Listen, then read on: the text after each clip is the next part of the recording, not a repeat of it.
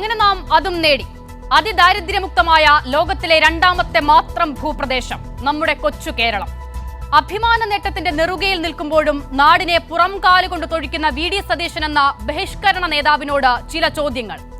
അതിദാരിദ്ര്യമുക്ത കേരളം എന്ന ചരിത്ര പ്രഖ്യാപനത്തിന്റെ ആധാരം കേരളത്തിലെ മഞ്ഞ റേഷൻ കാർഡ് ഉടമകളുടെ പട്ടികയല്ല എന്ന ഉറച്ച ബോധ്യമുണ്ടായിട്ടും മമ്മിക്കുട്ടി എം.എൽ.എയുടെ ചോദ്യത്തിലെ 5.9 എന്ന കണക്ക് ഉയർത്തിക്കാട്ടി നിങ്ങൾ കൂടി ഉൾപ്പെടുന്ന നാടിനെ താറടിക്കാൻ ലജ്ജ തോന്നുന്നില്ലേ നിങ്ങൾക്ക്? കേരളം അതിദാരിദ്ര്യമുക്തമായതാണോ പ്രതിപക്ഷമേ നിങ്ങളുടെ പ്രശ്നം? അതോ പിണറായി വിജയൻ ഭരിക്കുന്ന ഈ സമയത്ത് ഈ നേട്ടമുണ്ടായതോ? ഐക്യ കേരളം പിറന്ന 70 വർഷത്തിൽ പകുതിയോളം ഭരിച്ചിട്ടും എന്തേ നേടാനാകാതെ പോയി നിങ്ങൾക്ക്? കേരളത്തിലെ എല്ലാ തദ്ദേശ സ്ഥാപനങ്ങളും ഭരിക്കുന്നത് LDF ആണോ? പഞ്ചായത്തുകൾ തോറും നടന്ന ഗ്രാമസഭകൾ വിളിച്ചു ചേർത്തത് പിണറായി വിജയനാണോ? കോൺഗ്രസും ലീഗും ഭരിക്കുന്ന പഞ്ചായത്തുകളിലെ ആളുകൾ ഈ പട്ടികയിൽ ഉണ്ടായിട്ടും എന്തിനാണ് വി.ഡി. സതീശൻ ഇങ്ങനെ സ്വയം ചെറുതാകുന്നത്?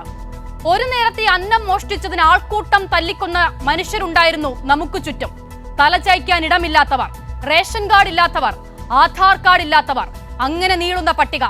വി.ഡി. സതീശൻ കാണാത്ത ജീവിതങ്ങളെല്ലാം അദ്ദേഹത്തിന് വെറും കെട്ടുകഥകൾ മാത്രമായിരിക്കാം. ഈ നാടിന് പക്ഷെ അങ്ങനെയല്ല, ഇവിടുത്തെ സർക്കാരിനും. ഇനി 6.5 കോടി ജനങ്ങളെ ഉത്തർപ്രദേശിൽ അതിദാരിദ്ര്യമുക്തമാക്കിയവരോടാണ്. എത്ര പേരെ പട്ടികയിൽ നിന്നും മോചിപ്പിച്ചു എന്നതല്ല, എത്ര പേർ ഇനിയും പട്ടികയിൽ കിടക്കുന്നു എന്നതാകണം നിങ്ങളുടെ അഭിമാനത്തിന്റെ അളവുകോൽ. ഈ കൊച്ചു കേരളത്തിൽ അത് 0-ആണ്. 70 കൊല്ലം കൊണ്ട് നടക്കാത്തത് 4.5 കൊല്ലം കൊണ്ട് എങ്ങനെ നടന്നുവെന്ന സംശയമാണ് രാജീവ് ചന്ദ്രശേഖറിന്. അതിനൊരൊറ്റ ഉത്തരമേ ഉള്ളൂ: തുടർഭരണം. ഇനി തുടർഭരണം കൊണ്ട് മാത്രം ഇതൊക്കെ സാധ്യമാകുമോ? ഒരിക്കലുമില്ല. അങ്ങനെയെങ്കിൽ ഈ രാജ്യത്തിന് ഇപ്പോഴും ചേരികൾ കെട്ടിമറക്കേണ്ടി വരില്ലായിരുന്നു. അവശേഷിപ്പുകൾ പോലുമില്ലാതെ നിങ്ങൾ തുടച്ചു നീക്കുന്ന മനുഷ്യർക്ക് അഭിമാനബോധത്തിന്റെ ഉള്ളുറപ്പ് നൽകുകയാണ് ഇവിടെ ഒരു കമ്മ്യൂണിസ്റ്റ് സർക്കാർ. നിങ്ങളൊരു മരത്തെ മാത്രം കാണുമ്പോൾ അതിലെ പൂക്കളെയും പുഴുക്കളെയും ഇലകളെയും വേരുകളെയും വെവ്വേറെ കാണുകയാണ് ഈ നാട്ടിലെ സർക്കാർ.